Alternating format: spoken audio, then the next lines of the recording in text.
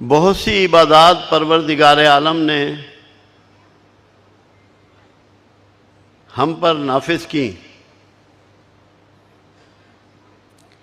نماز لاگو کی، روزہ ہم پہ فرض کیا، زکوٰۃ ہم پہ فرض کی، حج ہم پہ فرض کیا. مگر کمال حسن کی بات یہ ہے، ان میں سے کوئی بھی ایسی عبادت نہیں ہے جس میں اللہ ہمارے ساتھ شریک ہوتا ہو. مگر جب پروردگار عالم نے ہم پہ فرض کیا درود شریف کا پڑھنا اور درود شریف کا بھیجنا، تو پروردگار عالم ہماری اس عبادت میں شامل ہو گیا. خود پروردگار نے کہا کہ میں اور میرے فرشتے محمد صلی اللہ علیہ وسلم پر درود بھیجتے ہیں، اے ایمان والو تم بھی درود و سلام بھیجو. یہ وہ واحد عبادت ہے جس میں اللہ آپ کا شریک ہے. آپ نہیں کر رہے، اللہ بھی یہ عبادت کر رہا ہے، اللہ بھی اپنے رسول کو یاد کر رہا ہے. جیسا کہ ابھی آپ پروفیسر صاحب کی گفتگو سن رہے تھے کہ درود شریف کی بات کر رہے تھے، میں تو اکثر یہی کہتا ہوں، ساری عمر ہو گئی اس بات کو، کہ اگر تمہیں رسول اللہ سے محبت ہے تو انسانوں سے محبت کرو، مخلوق سے محبت کرو، جانداروں سے محبت کرو، درختوں سے پودوں سے محبت کرو، سب کی عزت کرو، سب کا احترام کرو. اور یہ کیسی عبادت ہے کہ اس کے لیے کوئی پروردگار عالم نے کوئی ٹائم کی پابندی رکھی؟ اللہ نے کہا کہ اس وقت پڑھنا ہے، اس وقت نہیں بھیجنا.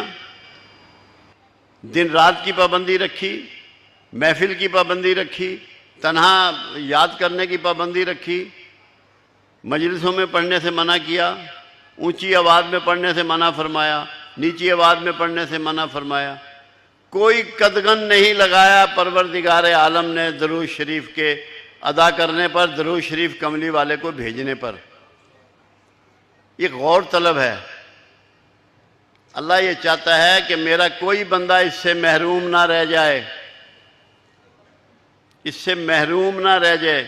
یہاں تک کہ جنازے میں بھی اس کو رکھ دیا، وہاں بھی آپ کو درود شریف پڑھنا پڑتا ہے، تاکہ ایک دفعہ ہی پڑھ لے، تاکہ اس کی بخشش کنفرم ہو جائے.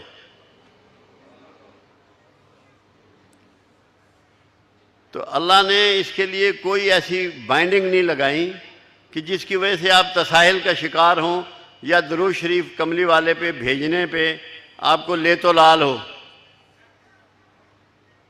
اگر اتنی آسانی کے باوجود کوئی آپ کو نہیں کہا کہ پہلے وضو کر لو، قبلہ رخ بیٹھ جاؤ، ابھی زوال کا ٹائم ہے، ابھی نہ پڑھنا، ابھی نہ بھیجنا، کوئی پابندی نہیں لگائی.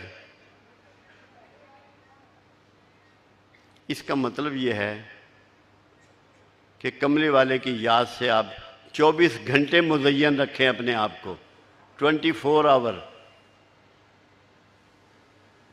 کیونکہ یہ وہ اب لفظ جو استعمال ہوا قرآن میں، وہ درود پڑھنے کا لفظ نہیں ہے، درود بھیجنے کا لفظ ہے. بھیجنے کا لفظ پروردگار نے کیوں استعمال کیا؟ کیا اللہ کے پاس پڑھنے کا لفظ نہیں تھا؟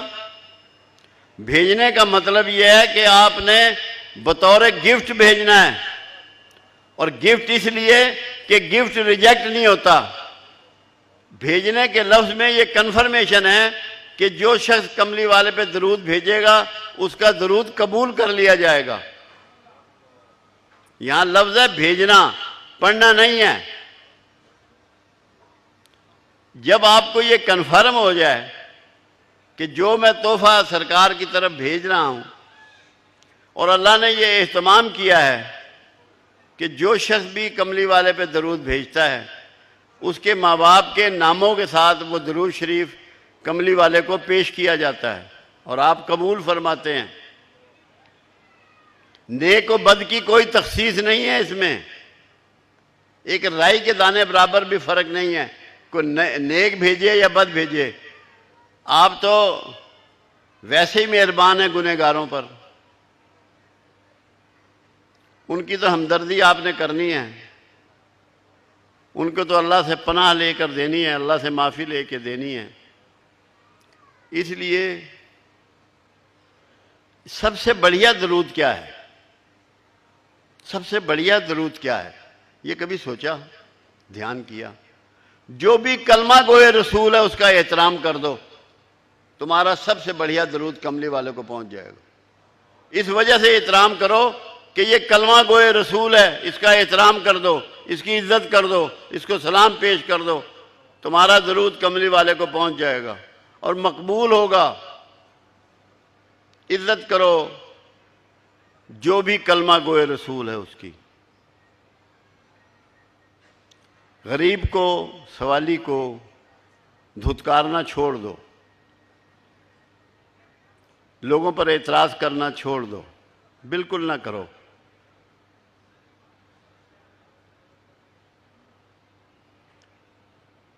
کیونکہ ہمارا موضوع جو ہے وہ ہے رسول اللہ صلی اللہ علیہ وسلم کی پیروی، اصل راستہ۔ اس کو بھی سمجھ لیں، آدم علیہ السلام سے لے کے رسول اللہ صلی اللہ علیہ وسلم تک بے شمار انبیاء اور رسول آئے ہیں جن کی ڈیٹیل ہمیں نہیں معلوم، ہمیں انہی کا معلوم ہے جن کا تذکرہ قرآن حکیم میں آیا ہے۔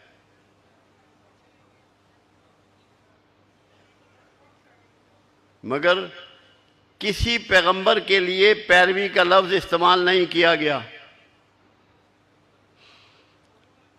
اطاعت کا لفظ تو استعمال ہوا، پیروی کا نہیں ہوا۔ پیروی کا مطلب یہ ہے کہ پروردگار کو یہ پتہ ہے کہ یہ پرسنالٹی پرفیکٹ ہے، کامل و اکمل ہے، یہ معصوم ہے، خدا نہ خواستہ اس کے کھاتے میں کوئی کمی نہیں ڈالی جا سکتی، ورنہ اللہ ہرگز آپ پہ رسول اللہ کی پیروی لاگو نہ کرتا۔ یہ سب سے بڑا اصول ہے آپ کے بالکل پاک ہونے کا، پرفیکٹ ہونے کا، کامل ہونے کا، اکمل ہونے کا۔